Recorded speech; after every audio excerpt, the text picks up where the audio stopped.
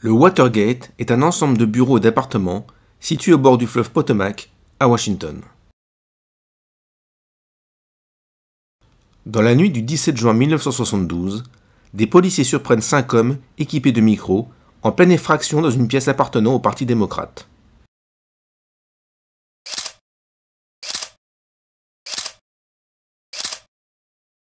Arrêtés sans résistance, ils sont emmenés au poste de police, où on découvre sur l'un d'eux un carnet dans lequel figurent 2 noms, Gordon Liddy et Howard Hunt, les commanditaires de cette effraction. Cette banale affaire de cambriolage est à peine évoquée par les journaux locaux. Elle va pourtant entraîner la chute d'un des plus importants hommes politiques de la seconde moitié du XXe siècle, le 37e président des États-Unis, Richard Nixon.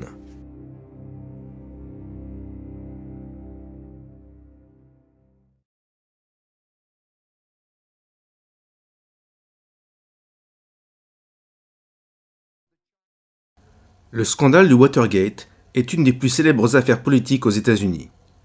Pour bien comprendre tous ces enjeux, il est essentiel de savoir quel homme était Richard Nixon. Né en 1913 dans une famille très modeste d'épiciers de Californie, Richard Nixon a été élevé par un couple de Quakers très pieux qui prônent le labeur acharné et l'attachement aux valeurs traditionnelles. Malgré des conditions de vie très difficiles liées à la Grande Dépression, il parvient à se lancer dans des études supérieures de droit grâce à une bourse d'État. À force de travail et grâce à une volonté farouche, il obtient ses diplômes et décroche un poste d'assistant juridique dans l'administration à Washington. Entre-temps, il épouse Pat Ryan, une institutrice aussi modeste que lui. En 1942, il s'engage dans la marine pour combattre dans le Pacifique.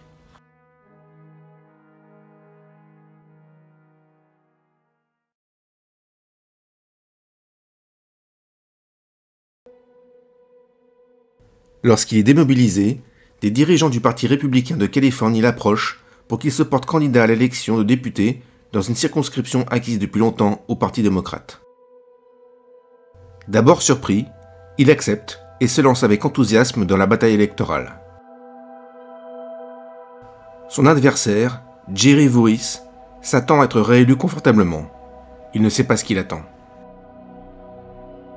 À 33 ans, Nixon possède une énergie, une fougue et une combativité exceptionnelles.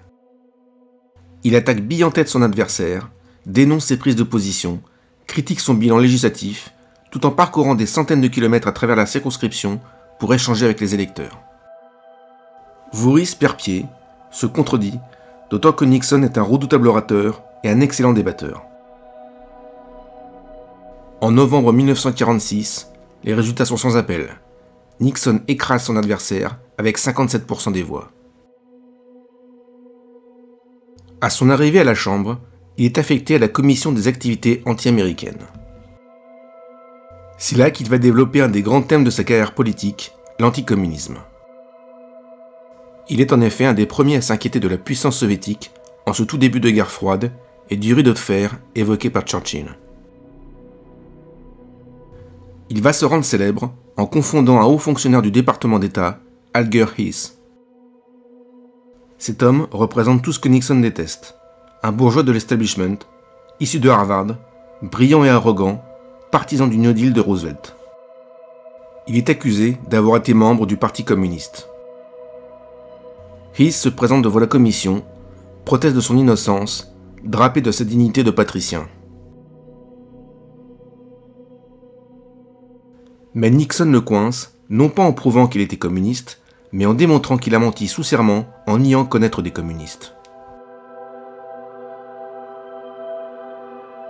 Hiss est reconnu coupable de parjure et condamné. Nixon a fait preuve de pugnacité et de ruse, ce qui lui donne une grande popularité au sein du Parti républicain, mais aussi une grande défiance vis-à-vis des démocrates.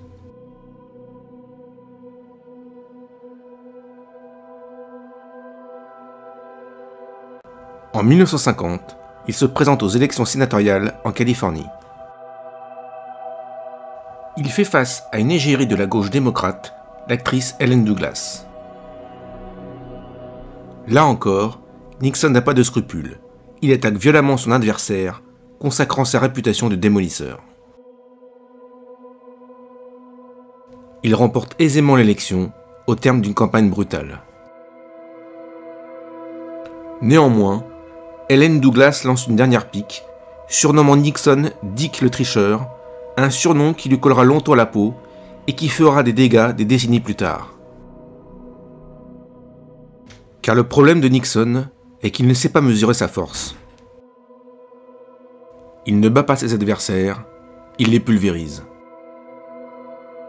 Et après chaque victoire, il s'alourdit d'un tribut de rancœur et de ressentiment.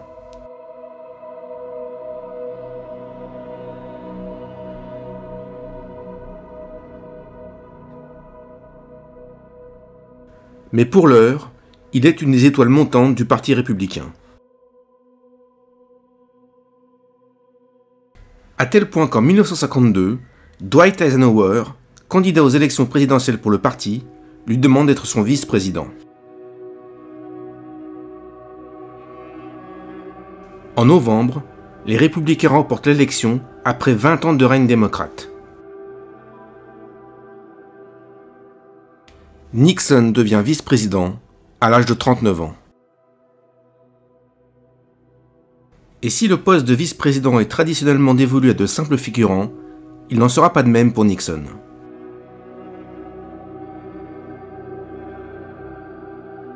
Dès l'installation de l'administration Eisenhower, il se montre omniprésent sur la scène internationale. Il multiplie les voyages à l'étranger, que ce soit en Europe, en Afrique ou en Asie, pour se rendre compte sur place de la montée du communisme. Il en tire la conclusion que les États-Unis doivent adopter une politique ferme de containment en soutenant les régimes anticommunistes, notamment en Amérique latine et en Asie du Sud-Est.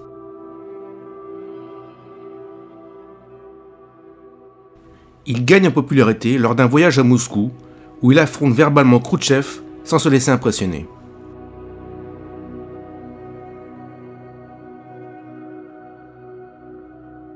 Son attitude ferme vis-à-vis de l'Union soviétique emporte l'adhésion. Il contribue largement à la réélection de Eisenhower en 1956. Les années 50 sont également celles du macartisme. Le sénateur du Wisconsin harcèle les membres de l'administration, de l'armée, du monde des arts et même Hollywood pour traquer le moindre communiste. Nixon se montre habile, soutenant un temps la croisade de McCarthy avant de s'en éloigner lorsque le sénateur abusera grossièrement de son pouvoir.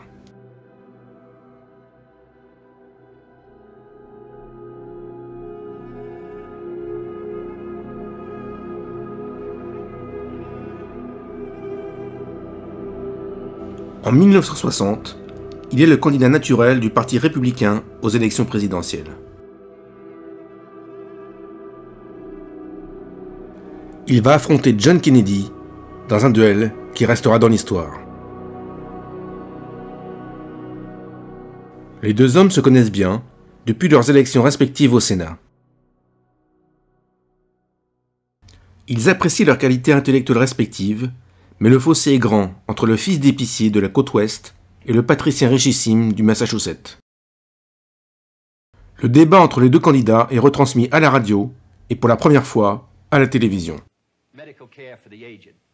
Un sondage réalisé juste après indique que ceux qui ont écouté la radio ont été convaincus par Nixon, alors que ceux qui ont suivi le débat télévisé ont préféré Kennedy.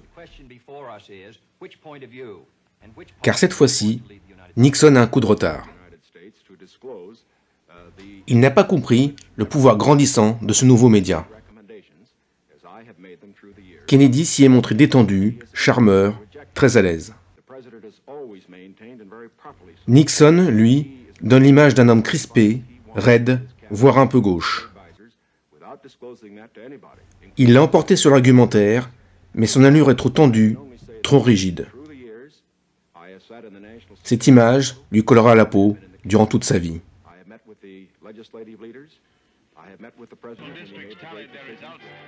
Le 8 novembre, après un long suspense, les résultats tombent. Kennedy l'emporte avec 49,72% des voix contre 49,55% à Nixon, soit une différence de 113 000 voix sur 69 millions de votants. C'est le plus petit écart jamais enregistré dans toutes les élections. Pour Nixon, c'est la première défaite et elle est amère.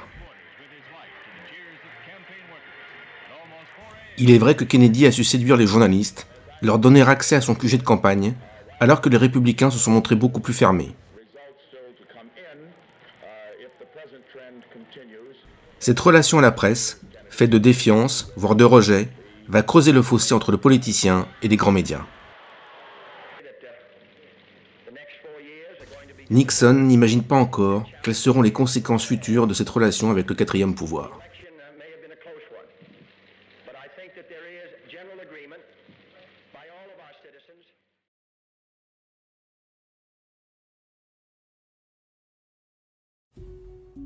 En attendant, il décide de se mettre dans la peau de l'opposant vigilant, espérant prendre sa revanche. Mais les années 60 vont avoir leur lot de rebondissements. Après la crise des missiles en 1962, Kennedy accède à une popularité hors norme, lui ouvrant une voie royale pour sa réélection en 1964.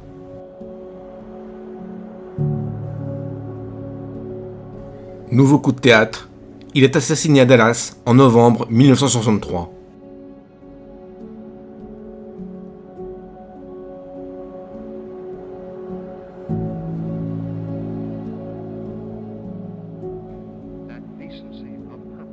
Son vice-président, Lyndon Johnson, remporte facilement l'élection en 1964, d'autant que Nixon a eu la sagesse de ne pas se présenter pour ne pas subir une nouvelle défaite.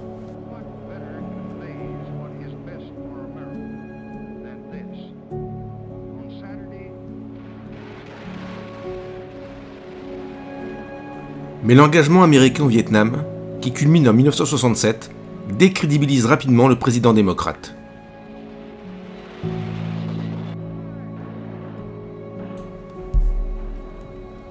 L'opposition de la jeunesse à la guerre, les émeutes raciales, les assassinats de Martin Luther King et Robert Kennedy, le climat quasi insurrectionnel de la société épuise Johnson, qui renonce à se présenter aux élections de 1968.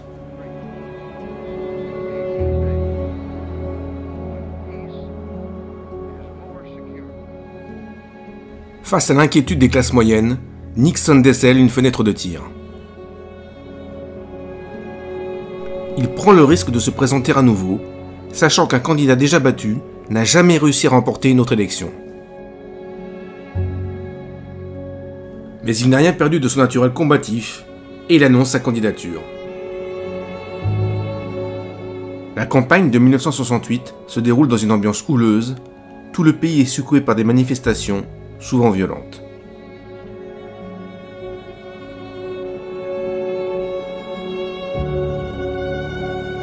Le 5 novembre, Nixon, qui a réussi en partie à gommer sa réputation d'homme rigide, l'emporte d'une courte tête sur le vice-président Humphrey. Il a réussi à conjurer le sort et à conquérir enfin la Maison-Blanche.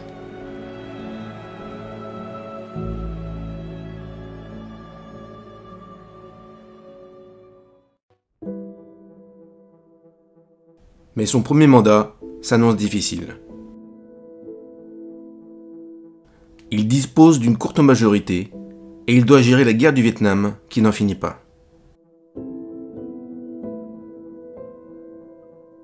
Il décide donc de retirer petit à petit les troupes américaines tout en vietnamisant le conflit, c'est-à-dire en équipant et entraînant l'armée du Sud-Vietnam pour faire face aux offensives du Nord. Parallèlement, en coopération étroite avec son conseiller aux affaires étrangères, Henry Kissinger, il se rapproche de la Chine de Mao Tse-tung afin de l'éloigner de Moscou et diviser le camp communiste. En février 1972, il effectue un spectaculaire voyage à Pékin, rompant l'isolement politique de la Chine communiste.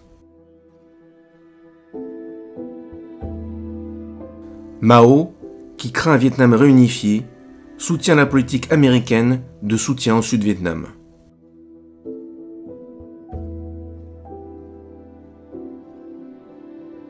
Quelques mois plus tard, il se rend à Moscou pour négocier un traité de limitation des armes nucléaires, ouvrant la politique de détente.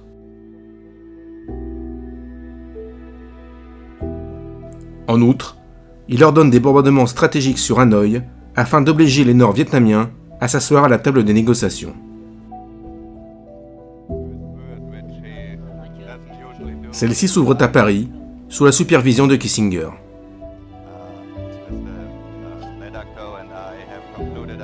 Grâce à son pragmatisme, son sens de la diplomatie et sa maîtrise des enjeux internationaux, sa popularité augmente.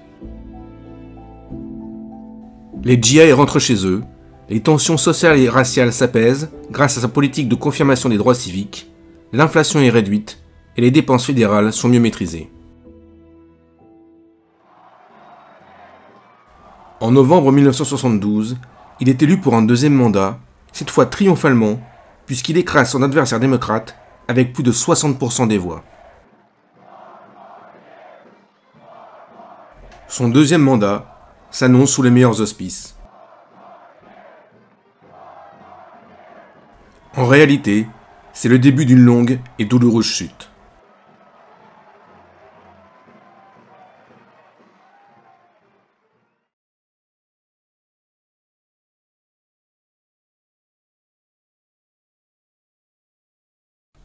En 1971, le New York Times avait publié des documents confidentiels qui prouvaient que les différentes administrations, d'Eisenhower à Johnson en passant par Kennedy, avaient menti sur l'application américaine au Vietnam.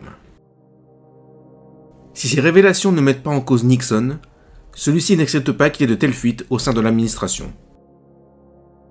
Mais il doute que le FBI et son patron, le puissant J. Edgar Hoover, puissent mettre fin à ces fuites. C'est alors qu'un de ses conseillers, Chuck Colson, propose de monter une équipe interne à la Maison-Blanche pour espionner et faire pression sur d'éventuels traîtres. Nixon donne son accord à la création de cette équipe, bientôt surnommée les plombiers. Parmi ses membres, Gordon Liddy, un ancien du FBI, et Howard Hunt, retraité de la CIA. Des Cubains anticastristes complètent l'équipe. Ceux-ci placent sur écoute des membres de l'administration, des journalistes, des fonctionnaires, mais sans résultat probant. En fait, cette équipe de plombiers ressemble surtout à un team de pieds nickelés. Leurs opérations d'espionnage et de déstabilisation sont mal organisées et échouent la plupart du temps. Le sommet est atteint en cette nuit de 1972 avec cette effraction du Watergate qui échoue lamentablement.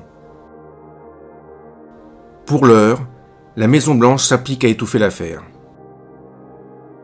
Les plombiers et leur chefs Hunt et Liddy reçoivent l'assurance qu'ils n'auront que de faibles peines de prison, tandis qu'un fonds secret est mis en place pour financer leur défense.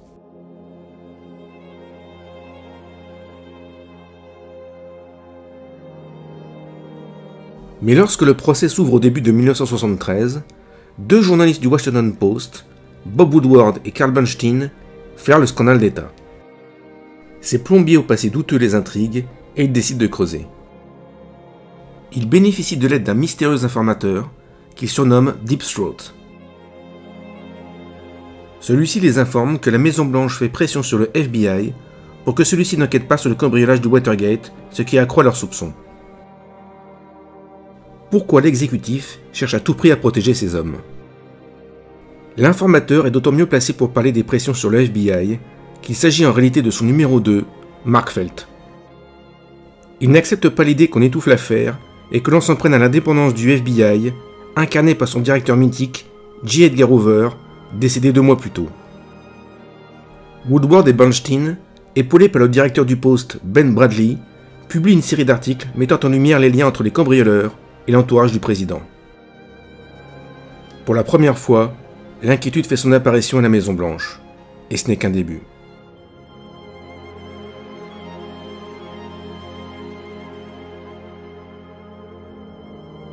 Du côté des inculpés, la nervosité monte. Howard Hunt, qui vient de perdre sa femme, est abattu et imprévisible.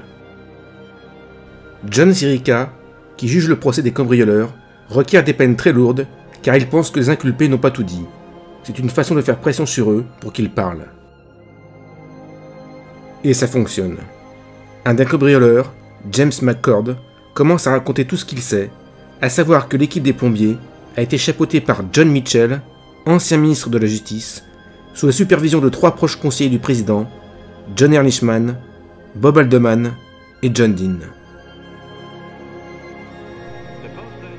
Ces révélations, qui fuitent dans la presse, font l'effet d'une bombe.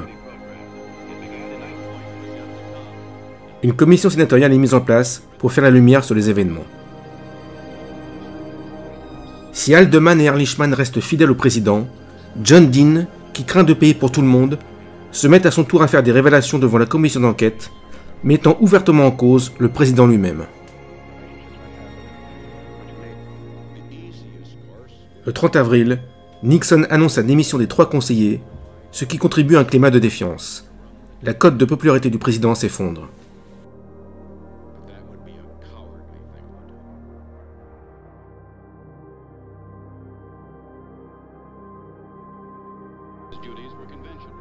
Mais le pire reste à venir.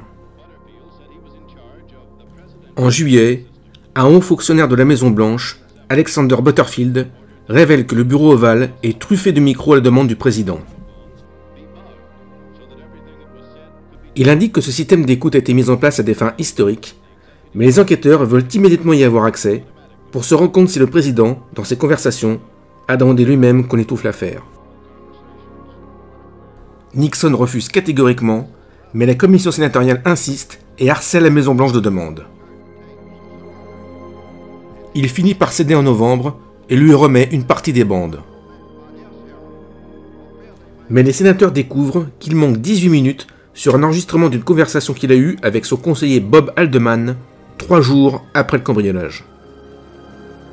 Nixon a beau indiquer que c'est le résultat d'une mauvaise manipulation, personne ne le croit. L'effet sur l'opinion publique est dévastateur. Pour les Américains, Nixon est resté le même, Dick le tricheur.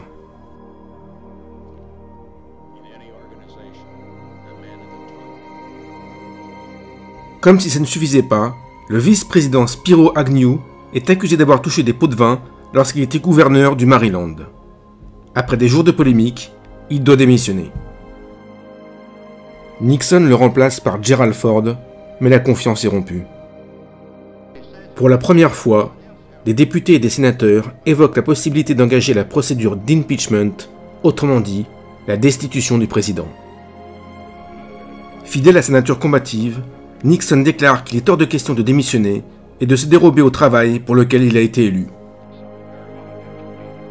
Mais ses anciens conseillers, accusés de faux témoignages et d'obstruction à la justice, sont condamnés les uns après les autres. Et la commission sénatoriale poursuit inlassablement son enquête. 1974 s'annonce décisive.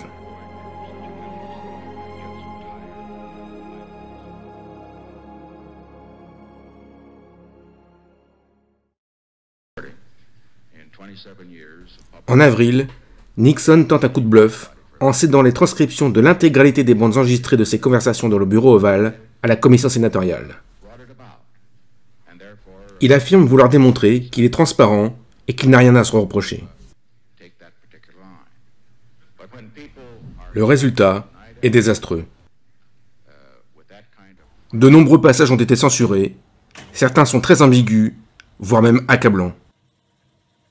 En outre, on découvre que le président a un langage grossier, ce qui choque une Amérique encore très puritaine.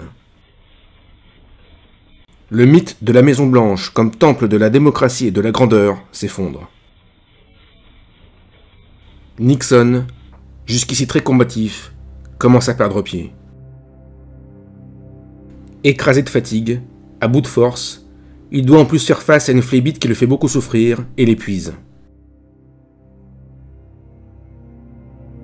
En juillet, la commission de la Chambre des représentants accuse directement le président d'obstruction à la justice, d'abus de pouvoir, de subordination de témoins et d'outrage au Congrès. Son vote est sans appel, sa mise en accusation est confirmée. C'est le début de la procédure d'impeachment. Le Sénat doit voter à son tour, et s'il reconnaît Nixon coupable, il sera destitué. Celui-ci comprend que la lutte est vaine et qu'il n'y a plus d'échappatoire.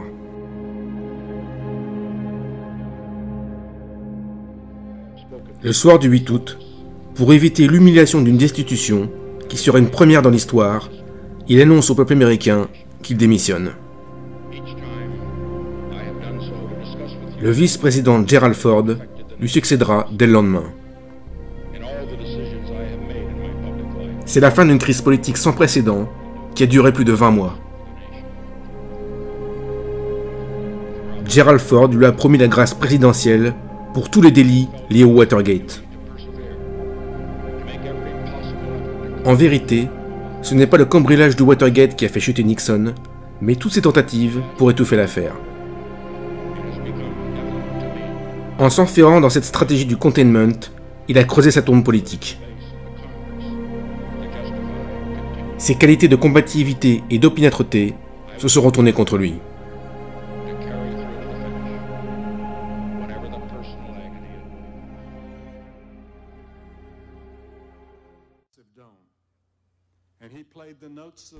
Lorsque Nixon meurt en 1994, 20 ans après sa démission, les articles de la presse, qui avaient toujours considéré l'ancien président comme sa cible favorite, furent beaucoup moins négatifs qu'on aurait pu l'imaginer.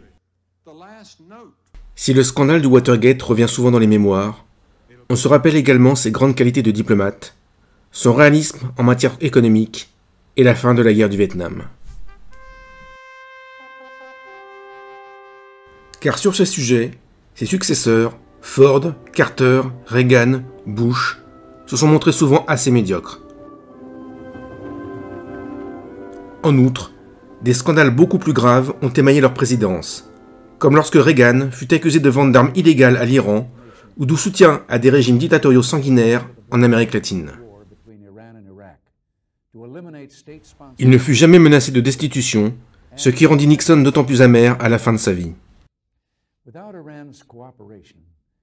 Pire encore, dans les années 2000, George W. Bush et son administration mentirent effrontément à la nation à propos des armes de destruction massive en Irak. Là encore, la justice et la presse furent bien timides et le Congrès ne bougea pas. Quant aux lanceurs d'alerte, comme Edward Snowden ou Julian Assange, qui mirent à jour la politique de surveillance systématique des citoyens, ils furent forcés à l'exil ou emprisonnés, alors que la taupe du Watergate, dont l'identité ne fut connue qu'en 2005, est considérée comme un héros. Car c'est un des grands paradoxes des conséquences du Watergate. Les présidents américains, au lieu de se montrer plus transparents, ont infiltré la presse, manipulé l'opinion publique, persécuté les lanceurs d'alerte et mis au pas le Congrès. Alors que le Watergate aurait dû assainir la présidence, c'est le contraire qui est arrivé. Les petites magouilles de l'équipe des plombiers et les tentatives maladroites de Nixon pour étouffer l'affaire semblent aujourd'hui dérisoires. L'opinion publique, échaudée par tous les mensonges des politiciens, s'est réfugiée dans le cynisme et semble devenue apathique, que ce soit en Amérique ou en Europe.